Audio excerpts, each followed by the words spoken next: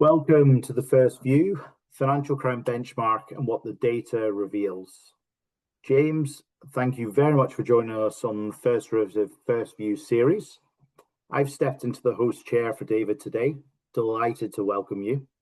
There's plenty for us to dive in, so let's get started. I'm Chris Owers. I'm the Global Head of Reg and Compliance at First Derivative. James is co-head of 1LOD, having previously been director with the Global Markets Risk and Control function at HSBC. James, why don't you tell people just a little bit about 1LOD before we get into the detail? Yeah, absolutely. Thanks, Chris. So 1LOD are the market-leading provider of intelligence within non-financial risk. We deliver this through our large in-person events, including the Financial Crime Summit, as well as our smaller leaders networks and roundtable sessions, and of course the report, which is what we're here to talk about today. Yeah, and the report, I'm not sure if you know this, James, but when we were at the launch event in London, because this, you've done other reports, and one of the guests there spoke about how the market abuse one had been a reference document there for 5 years. That's great to hear.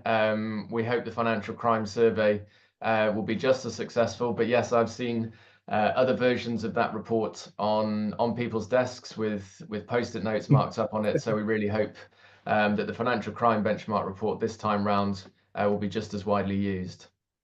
And having read it, I'm sure it will be.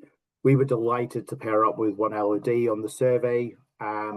We as a firm regularly help clients with challenges in this space. And the report really emphasizes areas that our clients are wanting to address. And other clients, I'm sure, will be focused on it too. The report published by 1LOD uncovers key findings from a global survey of 25 plus tier 1 and tier 2 banks across the US, Europe, and Asia, revealing critical pain points and priorities. It's well worth a read for anyone in financial services, not just financial crime professionals. Some really interesting findings in there. So let's get into it. Let's look into operating model resourcing to start. A stat I found staggering was 94% of banks report high manual workloads in the AML KYC processes that are driving delays, errors, compliance risk, but of course, increasing costs as well. Banks know this is a problem, right? What is the impact and what are firms doing about it? Yeah, I think it was one of the really interesting points that came out of the survey. I mean, 94% of banks identifying high manual workloads as the key operating challenge within AML and KYC. And another stat coming out as well is for more than 60% of banks, still half of their AML and KYC processes rely on manual intervention. And Chris, as you sort of rightly point out, this highlights how much there is still to do in this space. And I mean, the impact is really significant. It slows down onboarding, it drives up costs, it also frustrates clients. And then obviously there's the kind of regulatory compliance angle as well, where these processes are more prone to errors. I guess what I would say and what came out of the survey is that the banks aren't sitting still as a result of this. And the report really shows that technology is now the top investment priority across AML and KYC. And over 80% of firms are planning upgrades in this area. Okay. What's really sort of came out was that a lot of attention is going into automating core areas in areas such as transaction monitoring, media screening, and those onboarding processes as well. Automation and AI adoption is happening, albeit slowly, and often this is also not being implemented evenly across regions and functions as well. Ultimately, tackling the manual workload is going to take a big cultural shift. This is not just a technology problem, it's also a people problem.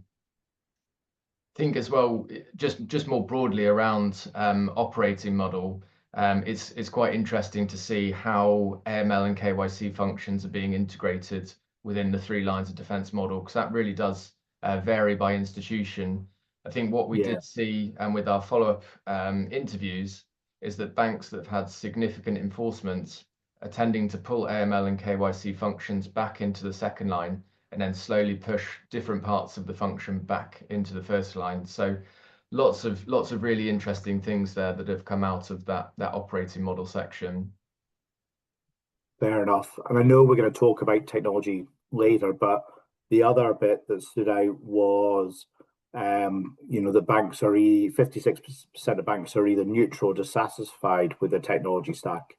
And but this to me, if I think about technology is going to be the solution, like you talk about change of culture in terms of people and operating model, but there'll have to be a change around technology.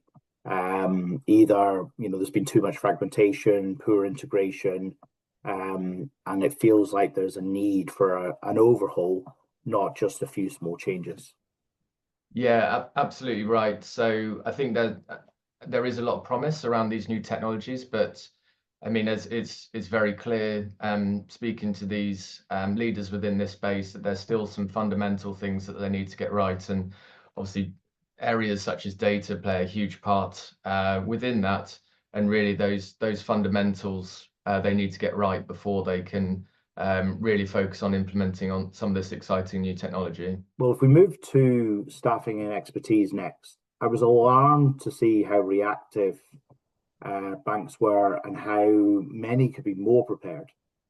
81% of AML KYC teams are trained on regulatory changes only as needed. What is the impact of this and what steps should firms be taking? Yes, I think there's a couple of ways that this could be interpreted, really. The first is that firms are on an ad hoc basis focusing on areas to make sure that they're sufficiently covered. So that would be the positive view. But conversely, however, it may imply that a reactive approach is being taken that leave firms really exposed to new and emerging risks. Okay. And as we know, regulations are constantly evolving in this space. I mean, just look at sanctions regimes or other guidance around digital assets, for example. And if training only really happens when something urgent happens, teams are always really going to be playing catch up, and this means more risk of missteps, inconsistency, and ultimately a higher chance of regulatory breaches. And I would say as well, the impact isn't just compliance related either. It can really hurt team morale if staff are feeling unprepared on what's expected. Again, this can lead to further uncertainty and mistakes being made. What I would say, though, is that on the positive side, the report shows that most teams are experienced and stable, which is a strength, but it can also make it easy to fall into old habits by skipping such structured learning that we're discussing. And firms really need to shift from reactive to proactive here, and that means building more regular and formalized training programs, because ultimately, if teams are more prepared, they'll be better equipped to deal with new and emerging threats. Okay. Yeah. And look, two stats there. You were talking about teams being stable. So 88% of AML KYC staff have over 4 years experience, 41% over 6. And then 35% of the teams have turnover below 5%. Now, when you think the average in the industry across financial services is that sort of 15% mark, that feels really low. Now, maybe it happens to be the period and we could see a burst and change, but I guess what sort of feeling did you get from teams around that stability and why maybe the turnover isn't higher? Yeah, it was a really interesting one that jumped out from the survey, actually. And I mean, I would agree it's remarkably low compared to the industry average. On the positive side, it does show that stability with experienced professionals who have been around the block and understand some of these challenges, and they've faced them in the past. If you look at it in a more negative light, though, however, it might mean that some of these teams they don't have new experience coming in. They're more potentially set in their ways.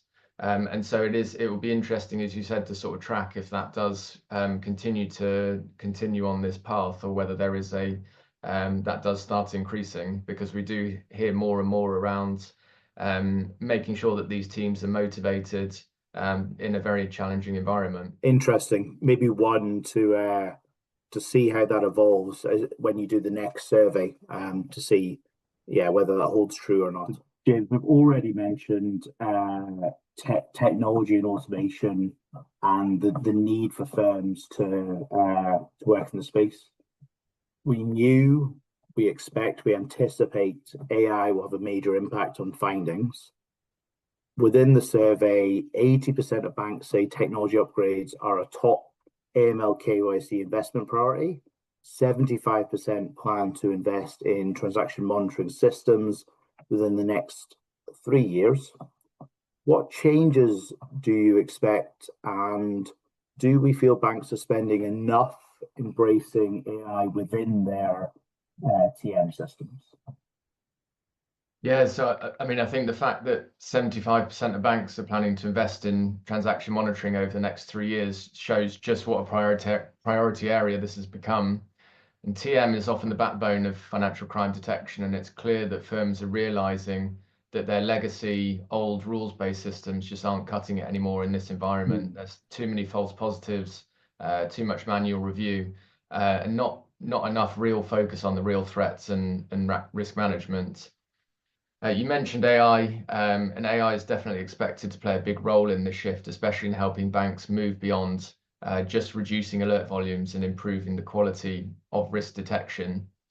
What we're really seeing and what's come through the survey is the use of machine learning models to prioritize alerts based on risk scoring rather than prioritizing in a queue. And some banks are even at the point where they're close to skipping certain processes altogether if the AI deems AI deems it as low risk. And of course, that does have a huge dependency on regulators getting comfort around that kind of decision making, and firms being able to evidence that they've got robust controls and procedures around that. But that is, again, one of the emerging themes that's coming through the survey. It does lead to the question, though, are banks really embracing AI fast enough? And the report shows that only around 38% of participants are using AI or machine learning as part of their AML and KYC processes today. So while the investment plans are strong, actual implementation is still lagging behind at this stage. But what is apparent is that there's a strong opportunity here, but it will require more than just banks spending money in this area. They need the right data infrastructure, the right governance, and clear rules around explainability to make sure that AI works and will stand up to severe regulatory scrutiny. Yeah, and again, look, the one thing, the survey is going to act as a great benchmark for when you do this again in a few years. Now, AI adoption, we expect to be fast, right? The level of progress in this space has been really quick, but you've got to be pretty brave to stop doing controls. You are brave, or let's call it certain, right, to stop doing controls. So it'll be interesting to see how much of the manual workload and kind of FTE involved, those stats are reduced if AI adoption continues on the trend that it's showing. Yeah, absolutely. And I think what we're seeing is a lot of firms not wanting to be the first mover in this space and really wanting to sort of stay as part of the pack. But I think this will only come if there's clear guidelines, clear dialogue with regulators, so that they do start to get more comfort around some of this technology, which does have huge promise. Yeah, agree, James. Bit of a call out to the regulators there. AI technology adoption is a real opportunity, but they need to be at the table collaborating with firms, both the banks, but also the technology providers, so we can accelerate adoption. So we'll get that message to them. Finish with our final discussion pillar: oversight, strategy, and future planning. This is an important one to get insight into. Decisions come from the top within organizations, and it's good to get a sense where the C-level thinking is at. So from the report, 94% rate board awareness of financial crime as good or very good. 56% say senior leadership is very involved in AML and KYC decision making. James, some good numbers there. Do we think this is a true reflection? And how important do you think it is that senior leadership buys into this? Yeah, I mean, it absolutely is definitely encouraging on paper. 94% of participating is highlighting that they rated their board awareness of financial crime risk as good or very good. And over half saying leadership is very involved in AML and KY decisions. So this really does evidence a strong top-down commitment, at least in terms of oversight and visibility. But one of the questions it does raise is whether that always translates into true day-to-day engagement, which is potentially another matter.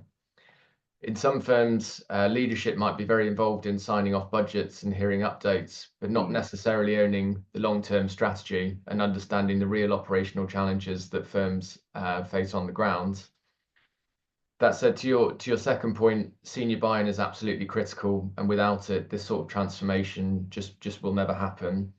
And the shift to automation and integration of AI, better data governance, none of that gets traction without that C-suite support. It's also the success is very much around culture as well. And if leadership doesn't treat financial crime risk as a core business risk, not just a compliance obligation, then it's tough to embed that accountability across the first line or to justify major investment in areas such as tech and resourcing, which we've discussed. What I would say is the good news is that recent regulatory enforcement and headline-grabbing actions have put financial crime risk firmly on the board's agenda. But the next step is really moving away from awareness to ownership and making sure that AML and KYC isn't just viewed as a cost center, but of a strategic importance to the business as well. Yeah, agreed. Although interestingly there, we managed to put good news and enforcement in the same sentence. But like I understand the point. What I did find interesting though is around 67% say current AML budgets are sufficient for compliance, and only 31% expect future increases. Yeah, I think it's interesting in having both stats alongside each other. I mean, it really does imply that firms in the future are going to have to find more efficiencies through the use of some of the technologies that we discussed, because it feels that although to date there's been sufficient budget, there's not going to be ever increasing amounts, and firms are going to have to find ways to do more with less or to do more with the same. So it'll be interesting to see how that plays out, but that's definitely again a key observation that's come out of this year's reports. Yeah, goes in the bucket of another watch this space. Absolutely. James, that brings us to the end of our very quick deep dive into some of the findings from this year's survey. I think it's safe to say lots of thought-provoking stats in there. We have the full survey available on both our social media and website. So please do go and check it out for more information. Thank you for your insights and joining us on the first view. Great. Thanks very much, Chris, for having me, and thanks for your support.